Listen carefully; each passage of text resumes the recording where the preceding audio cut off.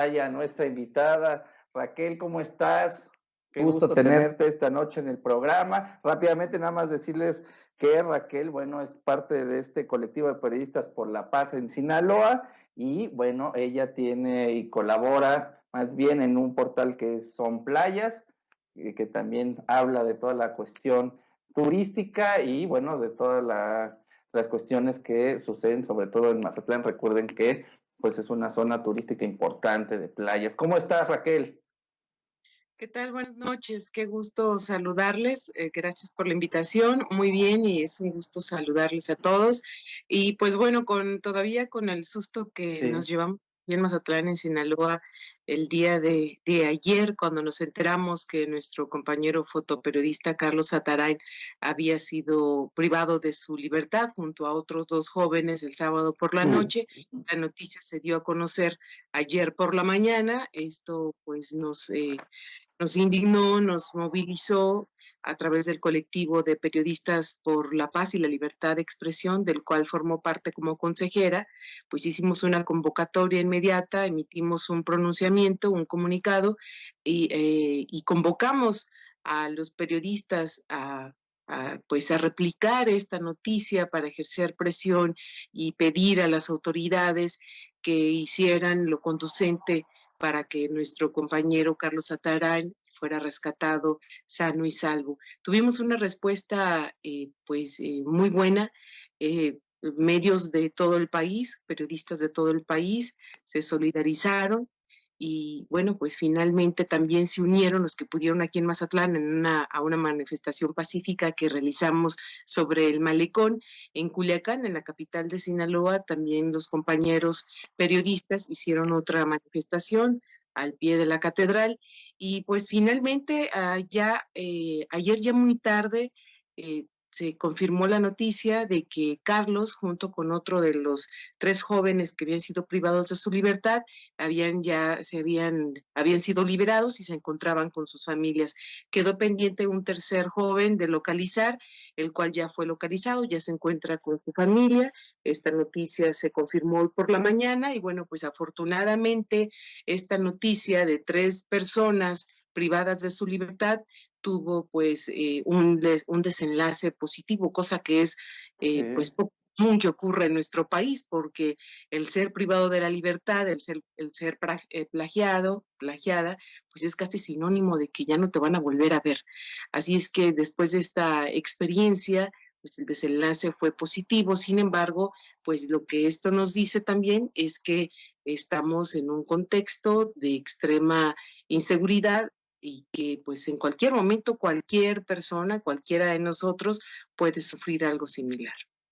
Fíjate que eso era lo que yo te quería decir, Raquel, buenas noches, Bueno, porque justo ahí habla de una situación bien compleja porque se confirmó hasta donde tengo entendido que fue secuestrado por un grupo armado, ¿no? O sea, por un grupo delictivo en específico que los levantó a estos tres chicos, que entró a una casa y se los llevó, ¿no?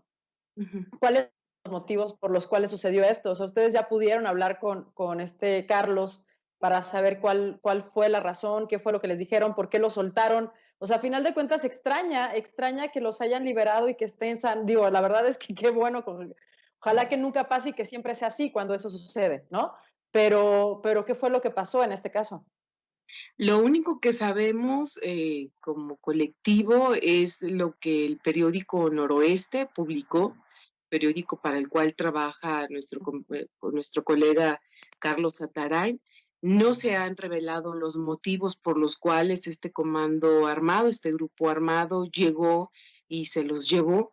Y sin duda alguna, pues en los próximos días será algo que no podamos saber debido a que hay un proceso de investigación abierto.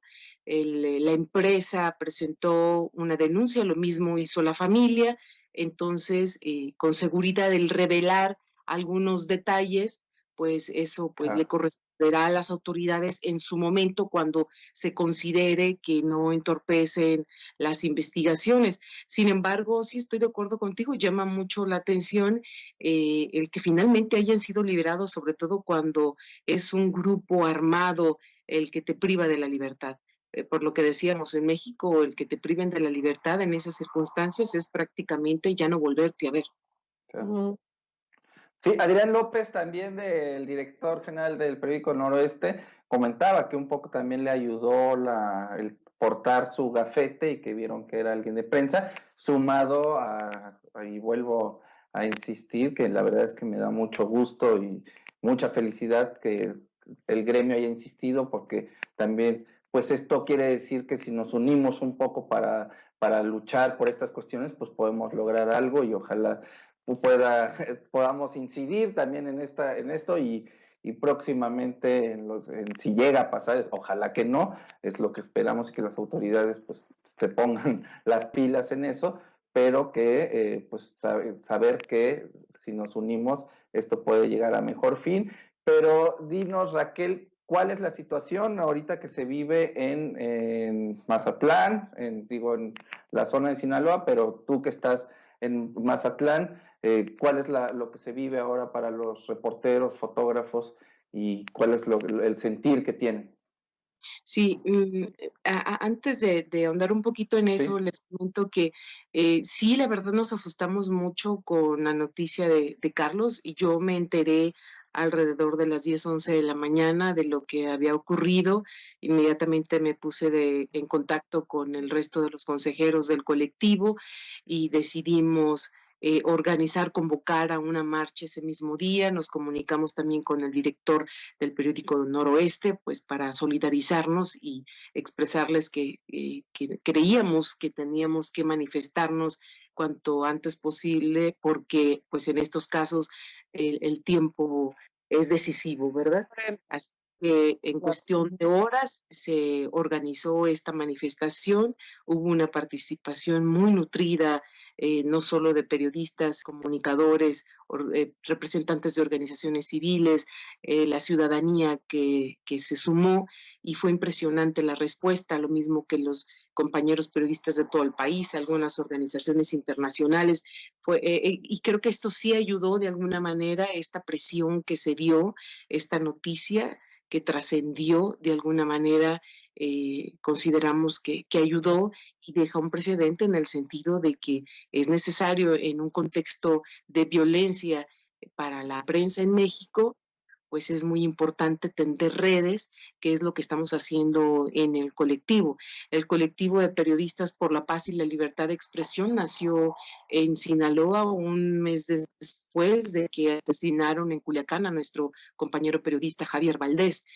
Poco más de un mes previo, un mes y cacho previo, habían asesinado a Miroslava. Entonces, cuando ocurre lo de Javier, con muy poco tiempo de diferencia, dijimos, ¿quién sigue? ¿Y qué vamos a hacer cuando la violencia eh, llegue a Mazatlán? ¿Cómo vamos a reaccionar? ¿Cómo podemos protegernos? Fue así como decidimos unirnos, un grupo de periodistas y formar este colectivo que originalmente se formó con 3 objetivos. Precisamente el de desarrollar protocolos de seguridad, porque pues a veces tú vas aprendiendo sobre la marcha, sales de la universidad, empiezas a reportear y sobre la marcha vas aprendiendo de lo que ves con otros compañeros o el conocimiento que adquieres por experiencia propia o porque algunas empresas en algún momento te llegan a dar algún tipo de capacitación, cosa que es también muy rara. Pero no nos enseñan a organizarnos, no nos enseñan a protegernos, así es que a través del colectivo empezamos a atender redes con otras organizaciones de periodistas en el país y para estar preparados en el momento en que algo ocurra, pues saber a quién tocar la puerta, con quién tocar la puerta, a quién pedirle asesoría, a quién pedirle apoyo. Eso es lo que estamos haciendo en Mazatlán. Otra de las cosas en las que estamos trabajando es precisamente en la capacitación. Eh, es muy difícil que en ciudades pequeñas y medianas como Mazatlán haya oportunidades de capacitación para los periodistas. Las empresas invierten muy poco o invierten nada, son contadas las que invierten en capacitación para sus reporteros y reporteras. Así es que a través del colectivo empezamos a organizar capacitaciones. En este último rubro es en el que nos hemos enfocado últimamente. En los 2 primeros años estuvimos realizando un monitoreo de agresiones en el sur de Sinaloa y monitoreamos pues agresiones en sus diferentes modalidades, como pueden ser las físicas, pero también las agresiones que incluyen la denostación, la descalificación, los ataques cibernéticos, que esos están a la orden del día, sobre todo en la medida en que se está polarizando, todo se está polarizando y los y las periodistas son el blanco de las críticas y los ataques, así digas blanco o digas negro, siempre estás sujeto a ese tipo de ataques. Entonces, esto nos obliga a las y los periodistas, pues, capacitarnos, unirnos, articularnos, ver qué podemos hacer para enfrentar este tipo de situaciones. Eso es lo que estamos haciendo en Mazatlán. Desde el 2014 no nos habíamos enfrentado a una situación similar como la que ocurrió con Carlos Atarain. Hemos tenido otro tipo de agresiones como denostaciones públicas por parte de autoridades, de figuras públicas, que esto es muy común. Hemos tenido intimidaciones, amenazas, pero violencia física. Solo el caso más reciente es el de Carlos. Y pues bueno, esto nos vuelve a recordar pues que estamos en uno de los países más peligrosos para ejercer el periodismo y por supuesto que nos espantó demasiado, nos asustamos demasiado considerando que en el último mes en México han sido asesinados 3 periodistas, 2 han sido otros 2 fueron golpeados y bueno, pues uno desaparecido que afortunadamente pues ya regresó a su casa, que es el caso de nuestro compañero Carlos Atarain.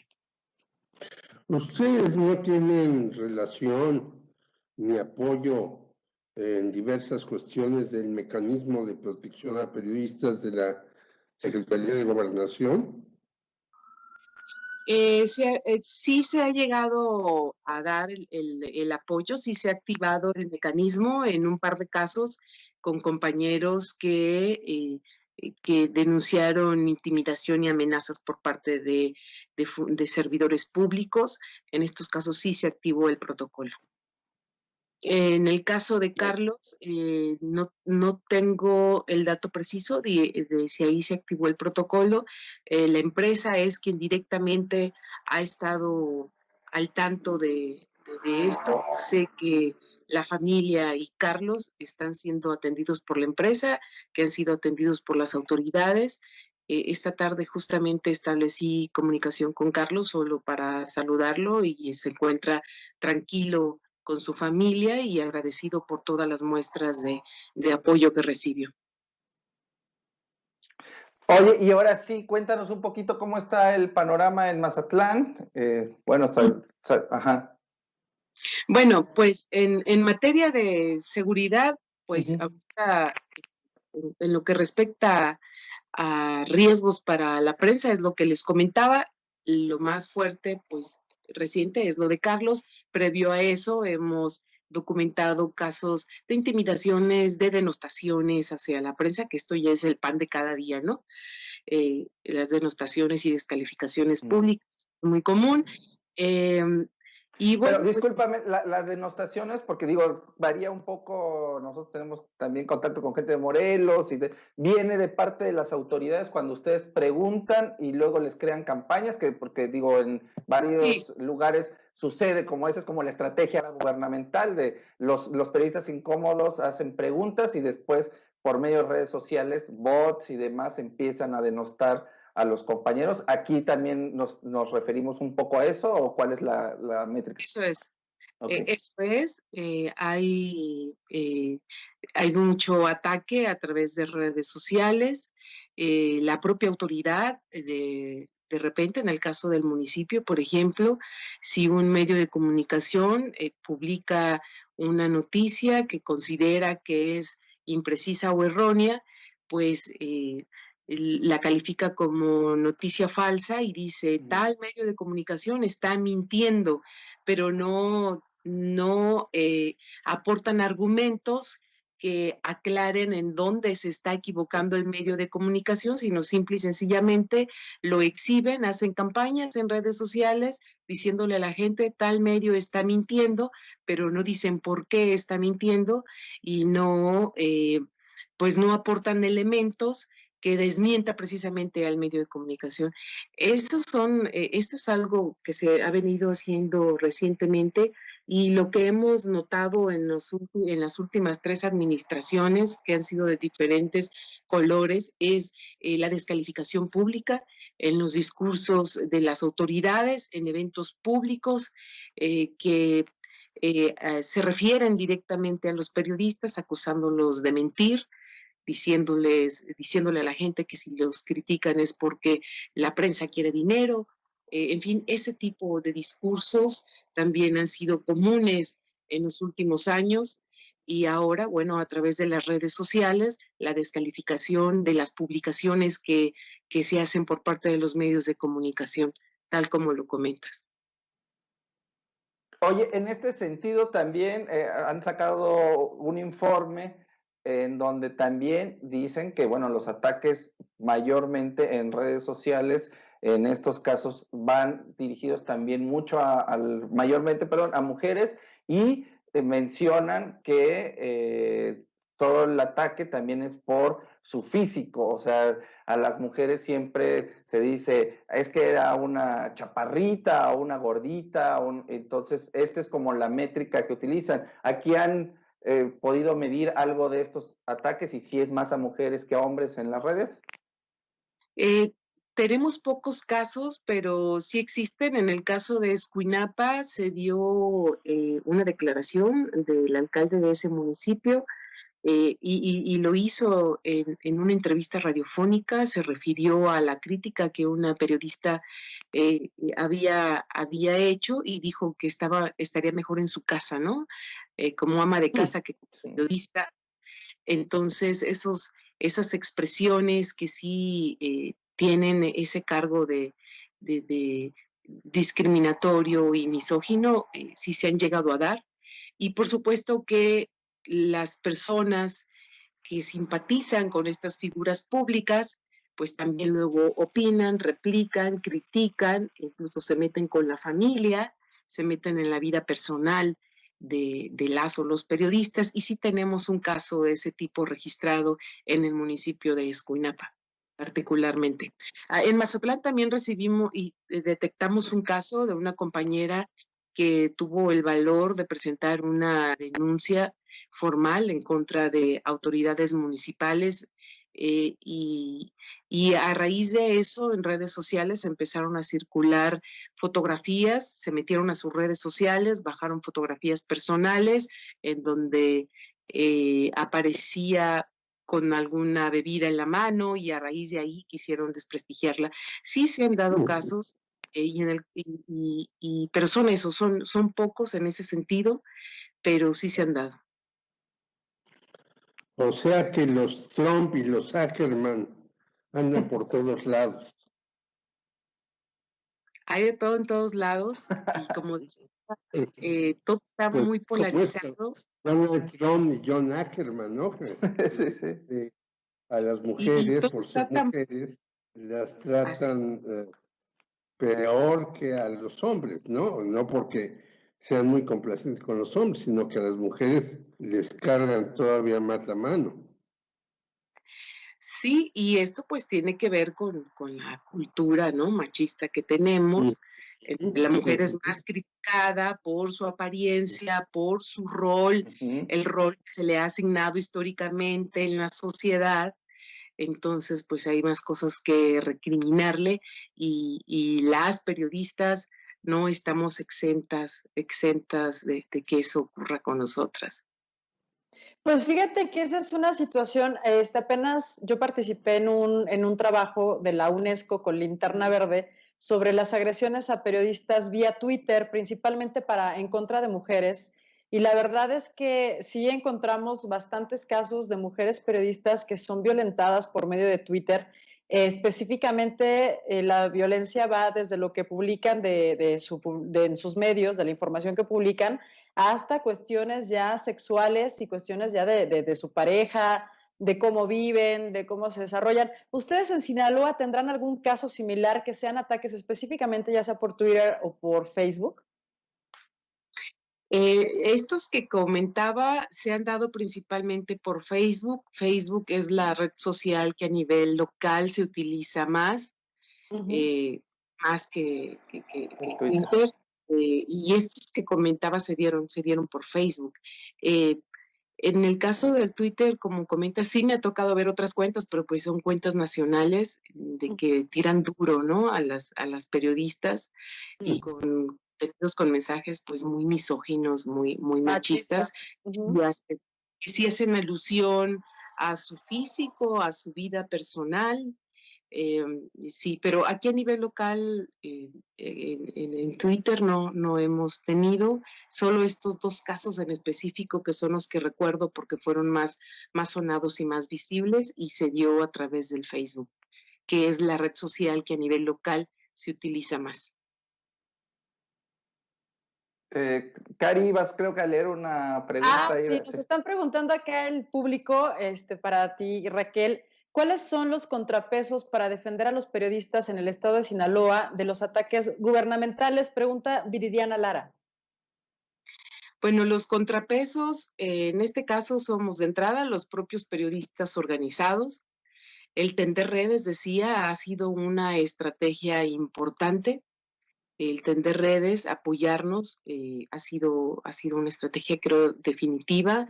Esos son los contrapesos, apoyarnos en organizaciones enfocadas a la defensa de la libre expresión, como por ejemplo Reporteros Sin Fronteras, el CPJ, Artículo 19, Data Cívica. Ocurre algo y bueno, pues ya tenemos a quién preguntarle, a quién consultarle, con quién cobijarnos. ¿Qué otros contrapesos? Las organizaciones civiles. Las organizaciones civiles, hay algunas ONGs defensoras de los derechos humanos, principalmente, a los que, con los que siempre contamos y que nos han brindado su apoyo. Y bueno, pues aspiramos que estos contrapesos también sea la sociedad misma, que ese es todo un reto, lograr que la sociedad apoye a sus periodistas, pero por lo pronto ahorita los contrapesos principales son los propios periodistas, las organizaciones de periodistas que hay aquí en Sinaloa y las que están fuera de Sinaloa, y las organizaciones que se enfocan a la defensa de la libre expresión. Esos son los contrapesos y las ONGs. Por supuesto que se necesitan más contrapesos. De repente siento que hay una falta de liderazgos y contrapesos dentro de la iniciativa privada, que eso también sería importante. Pero en el caso del periodismo y para la defensa del periodismo, pues solo contamos con periodistas y con la organización civil. Y muy importante esto que dices, porque en Mazatlán, pues fue, y históricamente ha sido un lugar donde los empresarios, sobre todo los hoteleros, pues siempre fueron fuertes para no dejar entrar estas grandes cadenas de hoteles. Y bueno, es una construcción fuerte de personas y empresarios privados que también tendrían que hacer este contrapeso, como bien dices. Y te quiero preguntar, tú que estás en un medio independiente, ¿cómo les va? ¿Cómo ha estado todo esto del COVID con los medios independientes allá? Y sobre todo, sabemos que en todos lados ha bajado la publicidad. ¿Y cómo ha sido solventar estos medios independientes en una zona como es Mazatlán? Bueno, Mazatlán es una ciudad mediana de poco más, somos 500,000 de habitantes, tal vez un poco más. Mazatlán ha crecido muchísimo a raíz de la apertura de la carretera Mazatlán-Durango. El nivel de inversiones, tanto públicas como privadas, se dispararon. La mancha urbana se ha extendido demasiado, hay una inversión inmobiliaria histórica impresionante. Si ustedes vienen a Mazatlán, en estos momentos están construyendo torres de condominios por todos lados. Es impresionante la cantidad de inversión que hay. Y como todos los sectores fueron afectados por la pandemia, por COVID, por supuesto que los medios de comunicación y los periodistas también lo hemos resentido. En el caso de los medios de comunicación, pues bueno, ha habido sí algunos despidos. Hay redacciones que están trabajando con 2 periodistas, que se les ha incrementado la carga de trabajo durante la primera etapa de la pandemia, en la que se dio el confinamiento, pues se hizo todo un esfuerzo por trabajar eh, vía remota, ¿no? A través de videollamadas, a través de llamadas telefónicas, pero poco a poco, pues los periodistas empezaron a salir, ha sido prácticamente imposible mantenerse encerrados y las periodistas están en la calle cubriendo la nota. Hemos tenido compañeros, compañeras que ya han enfermado de COVID y que afortunadamente se han logrado recuperar. No hemos tenido ninguna defunción por COVID, por lo menos en el sur de Sinaloa, no la tenemos registrada, pero sí es una carga de trabajo más pesada, hay más estrés, por supuesto, es más cansado estar con las videollamadas y con estas limitantes. La exposición a la enfermedad pues siempre está latente desde el momento en que tienes que salir a la calle porque hay cosas que no las puedes cubrir desde tu computadora, desde tu tablet o celular, tienes que salir necesariamente. Y habemos medios independientes, pues que todavía nos está yendo un poco peor en el sentido de que cuando eres un medio independiente, como es mi caso, yo tengo un portal de noticias ambientales, se llama Son Playas, lo fundé en marzo del año pasado y bueno, pues estaba justamente desarrollando un modelo de negocio para volverlo autosostenible financieramente hablando cuando llega la pandemia y las posibilidades de patrocinio se cayeron. Aparte yo me dedico a generar contenidos para otros portales, me dedico a dar consultorías, me dedico a la producción audiovisual, a la conducción de eventos y bueno, pues con la pandemia se cancelaron todos los eventos. Entonces Claro. las producciones audiovisuales que ya tenía programadas se canceló, todo se canceló y por lo tanto los medios de ingreso para sostener mi proyecto pues simple y sencillamente se detuvieron. Así es que considero que las y los periodistas independientes son los que están llevando la peor parte en esta pandemia porque pues hay muy pocas posibilidades de que tu medio independiente sobreviva si los medios de comunicación establecidos grandes están batallando y se han visto la necesidad de hacer recortes de personal teniendo capital, imagínate lo que le puede pasar a un periodista independiente que está emprendiendo, ¿verdad? Entonces sí ha sido muy difícil. En mi caso he tenido que pues disminuir un poco la producción de noticias, no he podido escribir tanto como yo quisiera, ni contratar servicios de otros periodistas o fotógrafos o diseñadores, pues porque todas las entradas para sostener este proyecto, pues simple y sencillamente de un día para otro se cancelaron o se postergaron. Entonces es muy difícil hacer periodismo independiente, pero pues bueno, vale la pena hacer el intento y ese es otro tema muy, muy interesante porque eh, en la medida en que la información, en la medida en que la infodemia también se ha generado, este exceso de información en las redes y este exceso de información también contiene mucha información falsa, pues se necesita más y mejor periodismo y hay muchas propuestas independientes que van encaminadas precisamente a hacer más y mejor periodismo, pero hacer más y mejor periodismo cuesta y hacerlo de forma independiente pues es todavía más difícil y este también me parece que es todo un tema. Pues te entendemos muy bien porque nosotros estamos en las mismas cuestiones, también haciendo más emprendedurías porque tenemos que irnos por otros lados, hacer videos y buscarle aquí y allá, porque también como a nosotros se nos cerraron muchos espacios.